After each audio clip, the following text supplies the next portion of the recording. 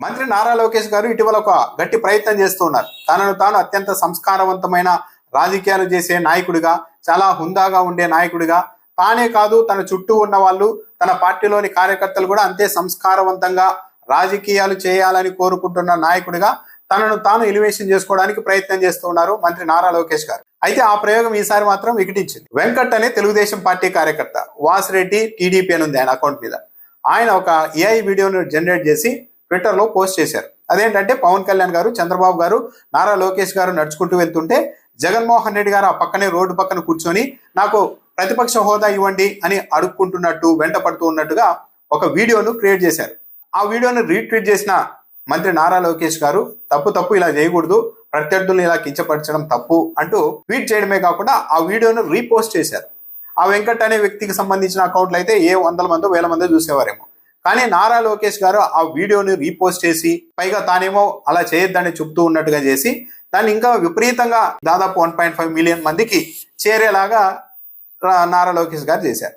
అయితే ఇక్కడ గమనించాల్సింది ఏంటంటే, నారా లోకేష్ గారు నిజంగానే ప్రత్యర్థుల్ని కించపరచకూడదు అన్న ఉద్దేశం ఉన్న నాయకుడైతే తెలుగుదేశం పార్టీ కార్యకర్త అతను అంగీకరిస్తున్నాడు. ఎందుకంటే మన తెలుగుదేశం ఫ్యామిలీ ఇలా ఉండకూడదు అని చెప్పారు మరి. కాబట్టి ఆ వెంకట్ అనే వ్యక్తి తెలుగుదేశం పార్టీ కార్యకర్త అనేది క్లియర్ గా అర్థమవుతుంది. మరి అలాంటప్పుడు ఆయనకు డైరెక్ట్ గా కాంటాక్ట్ ఇచ్చి తన టీం ద్వారా అయినా ముందు ఆ వీడియో డిలీట్ చేయని చెప్పొచ్చు కదా. అలా కాకుండా అతడు ఏదో ఒక వీడియో చేసుకుంటే దాన్ని తీసుకొని వచ్చి మళ్ళా నారా లోకేష్ గారు రీట్వీట్ చేయడం ఏంటి? రాజకీయ నాయకులు ఒక వ్యూహాన్ని అనుసరిస్తూ ఉంటారు. అదేంటంటే, పలానా బూతు పదంతో మిమ్మల్ని తిట్టాలని ఉంది, కానీ మాకు సంస్కారం అడ్డొచ్చి మేము ఆగిపోతున్నాం అని చెబుతూనే ఆ తిట్టాల్సిన బూతు పదం ఏదో సంబోధిస్తూ ఉంటారు. నారా లోకేష్ గారి ప్రయోగం కూడా అలాగే ఉంది.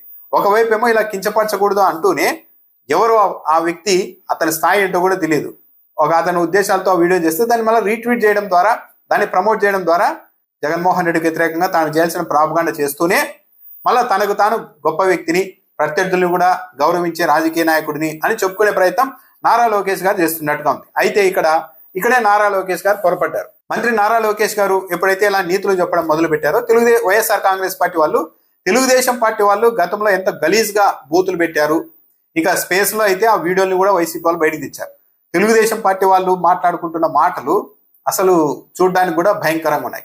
వాళ్ళు ఓన్లీ జగన్మోహన్ రెడ్డినే కాదు, పవన్ కళ్యాణ్ జనసేన పార్టీ నాయకుల్ని అందరినీ ఉచ్చనీచాలు లేకుండా తిడుతూ ఉన్నారు.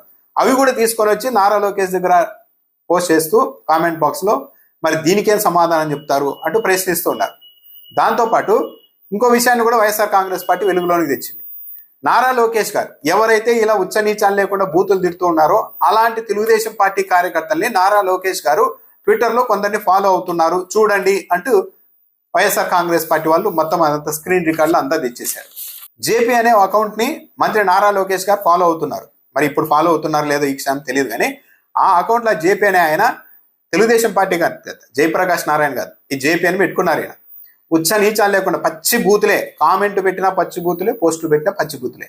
అలాంటి వ్యక్తిని మరి నారా లోకేష్ గారు ఎలా ఫాలో అవుతున్నారని వైఎస్ఆర్ కాంగ్రెస్ పార్టీ ప్రశ్నిస్తోంది.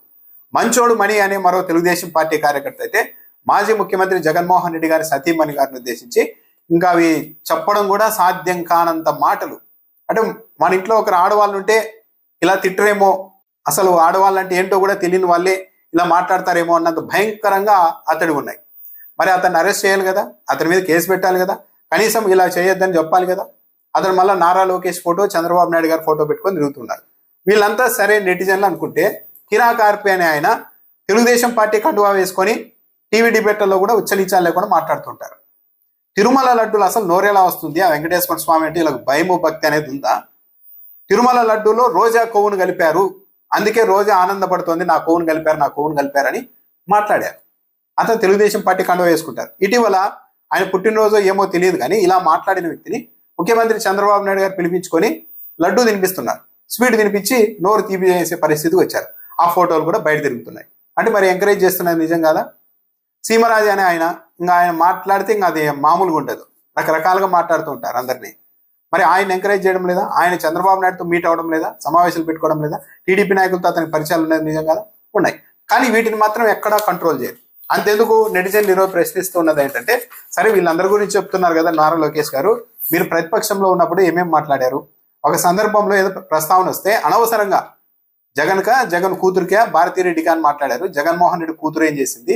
ఆయన సతీమణి ఏం చేసింది, ఆ అంశాలు ఎందుకు మాట్లాడారని ప్రశ్నిస్తూ ఉన్నారు. ఇంకో సందర్భంలో చంద్రబాబు నాయుడు గారిని అరెస్ట్ చేసినప్పుడు, తనను పోలీసులు చుట్టుముట్టినప్పుడు జగన్మోహన్ రెడ్డిని ఉద్దేశించి, ముఖ్యమంత్రి హోదాలో ఉన్న ముఖ్యమంత్రిని ఉద్దేశించి లండన్ ఎందుకు పోయాడు, డాష్ మింగడానిక అని మాట్లాడేశారు, పచ్చి బూతు అలా మాట్లాడారు. ఇంకా ఆ తర్వాత సైకో అనే పదాలు, వాడు వీడు అనేది లెక్క లేకుండా మాట్లాడారు ఎలక్షన్లకు ముందు వరకు. చంద్రబాబు నాయుడు గారు, నారా లోకేష్ గారు ఇవన్నీ మీ అబ్బ సొమ్మ, మీ నాయన సొమ్మ ఇట్లా మాట్లాడారు. ఈ నారా లోకేష్ గారు ఈ ట్వీట్ చేయగానే మాజీ మంత్రి రోజా గారు స్పందించారు. ఆమె అయితే కాస్త డేర్గానే స్పందించారు. ఇదే తెలుగుదేశం పార్టీలో ఎమ్మెల్యేలుగా ఉన్న బండారు సత్యనారాయణమూర్తి తనను గతంలో ఏ బూతులు తిట్టాడు, అది ఇంకా అవి కూడా భయంకరమైనవి. ఏదో సాధారణ నెటిజన్లు అంటే ఏదో సంస్కారం లేని వాళ్ళు అనుకోవచ్చు. బండారు సత్యనారాయణమూర్తి డైరెక్ట్ గా రోజా గారిని ఉద్దేశించి అన్ని మాటలు మాట్లాడారు, అన్ని మాటలు మాట్లాడారు. పైగా రోజా గారు ఈరోజు పబ్లిష్ చేసిన వీడియోలో ఇంకో వీడియో కూడా ఉంది బండారు సత్యనారాయణ గురించి. నేను రోజాని ఇలా తిట్టిన తర్వాత హోటల్లో పవన్ కళ్యాణ్ నన్ను హత్తుకొని మెచ్చుకున్నారు, ధైర్యంగా ఉండు అని అందరి ముందర నాకు ధైర్యం చెప్పారు, నన్ను సమర్థించారని చెప్పారు. కిరాకార్పి తిరుమల లడ్డులో రోజా పువ్వు కలిపారని మాట్లాడిన వీడియోని కూడా ఆమె పోస్ట్ చేశారు. దాంతోపాటు భానుప్రకాష్, నగిరి ఎమ్మెల్యే భానుప్రకాష్ కూడా అత్యంత అనుచితంగా రోజా గురించి మాట్లాడారు. మరి దీనికేం సమాధానం చెప్తారు, వీళ్ళ మీద ఏం చర్యలు తీసుకున్నారని డైరెక్ట్ గా రోజా గారు ప్రశ్నించారు. నారా లోకేష్ గారి నుండి సమాధానం ఉండదు. వీళ్ళంతా ఎందుకు నెటిజన్లు కాదు, బాలకృష్ణ, ఎమ్మెల్యే బాలకృష్ణ గారు ప్రధాని నరేంద్ర మోడీ గారి గురించి ఏం మాట్లాడారు, బహిరంగ సభలో ఏం మాట వాడారు, అది ఉచ్చరించడానికైనా సాధ్యమవుతుందా? అమ్మాయి కనిపిస్తే కడుపైన చేయాలి, ముద్దైనా పెట్టాలి అని బాలకృష్ణ గారు అన్నప్పుడు అది సంస్కారం కాదు అని ఎందుకు చెప్పలేకపోయారు తెలుగుదేశం పార్టీ పెద్దలు? సో ఏ కోణంలో చూసినా కూడా మొత్తం తెలుగుదేశం పార్టీ వాళ్ళు 90% బూతులు వాడుతుంటారు, 90% అనుచితంగా పోస్టులు అటాక్ చేస్తుంటారు. ఇంకా గవర్నమెంట్ మారినాక ఈ 18 నెలల కాలంలో అయితే తెలుగుదేశం పార్టీ కార్యకర్తల నోర్లకు అదుపే లేదు, భయమే లేదు. ప్రభుత్వం మనదే కదా అని మాట్లాడుతున్నారు, ఎక్కడా కంట్రోల్ చేయడం లేదు. 90% బూతులు వీళ్ళు మాట్లాడతారు పబ్లిక్ గా. దానికి ఆవేశపడిపోయి వైసీపీ వాళ్ళు ఎక్కడైనా 10% స్పందిస్తే మీడియా బలం ఉంది కాబట్టి ఆ 10%ని 90% వైసీపీ వాళ్ళే బూతులు మాట్లాడుతూ ఉన్నారు అన్నట్టుగా ప్రొజెక్షన్ ఇస్తారు. తెలుగుదేశం పార్టీ వాళ్ళు 90% బూతులు మాట్లాడితే దాన్ని మాత్రం ఏదో వైసీపీ వాళ్ళ మాటలకి ఆక్రోశంతో 10% టీడీపీ వాళ్ళు స్పందిస్తున్నారు అన్నట్టుగా కవర్ డ్రైవ్ చేస్తారు. ఇలా ఉంది. సో నారా లోకేష్ గారు ఈ ప్రయత్నం వ్యర్థం. ఎందుకంటే తెలుగుదేశం పార్టీ కార్యకర్తలు, నాయకులు మాట్లాడినన్ని మాటలు కార్యకర్తలు కూడా వదిలేద్దాం, నెటిజన్లు వదిలేద్దాం, తెలుగుదేశం పార్టీలో బాధ్యతాయుతమైన పదవుల్లో ఎమ్మెల్యేలుగా ఉన్న వాళ్ళు, మంత్రులుగా ఉన్న వాళ్ళు గతంలో ఏం మాట్లాడారో ఆ వీడియోలన్నీ తీస్తే అనవసరంగా నారా లోకేష్ గారి పరువే పోతుంది. కాబట్టి నారా లోకేష్ గారు నిజంగా ఆయనకు చిత్తశుద్ధి ఉండి ఇప్పటికైనా ఉద్ధరించాలి, తన పార్టీ నాయకుల్ని, కార్యకర్తల్ని సంస్కరించాలి అని అనుకుని ఉంటే ఆ వెంకట్ అనే వ్యక్తి సృష్టించిన ఏ వీడియోను ఫస్ట్ రీపోస్ట్ చేసేవారు కాదు, డైరెక్ట్ గా కాంటాక్ట్ చేసి తన టీం ద్వారా అయినా అలాంటి పెట్టద్దని చెప్పి ఉండేవారు. కానీ ఎక్కడా లేదు. అంటే ఇండైరెక్ట్ గా మీ పని మీరు చేయండి, నేను మాత్రం నా క్యారెక్టర్ని కాపాడుకునేలాగా, నేను మంచివాడిని అనేలాగా మళ్ళీ మీరు మాట్లాడిన వీడియోల్ని, చేసిన వీడియోలన్నీ ప్రమోట్ చేస్తూ ఉంటా అన్నట్టుగా నారా లోకేష్ గారి వ్యవహార శైలి ఉంది.